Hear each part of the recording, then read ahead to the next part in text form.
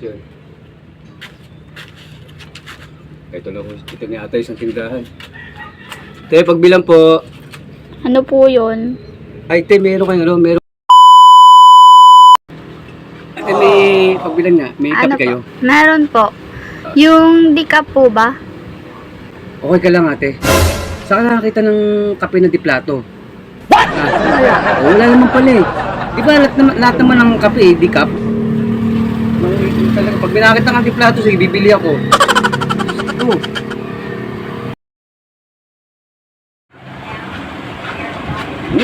Te, pagbilan nga, Ano po? may sardinas kayo? Meron.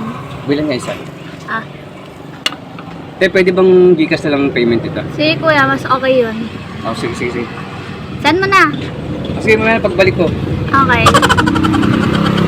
Ay, ate, Ah. ibalik ko pala ito. Bakit? UP eh. Bakit? Nilata ba yung kakainin mo? Ah, Nilata ba kakainin mo? pinuusap ko ka rin yan, oh. Oh. Doon na ako sa tindahan sa kabila bibili. Talaga, mas mabuti pa. Ay, nako. Pinuusap ko. Alis! Ang bagong tindahan. Ito na nga. Te, pagbilang po. Ano po yun?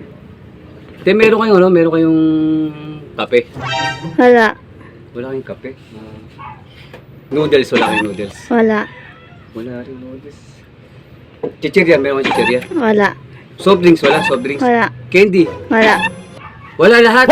Okay ka lang ba kuya? Di mo ba nakikita dyan? Alin? Ice for sale, di ba? Ay.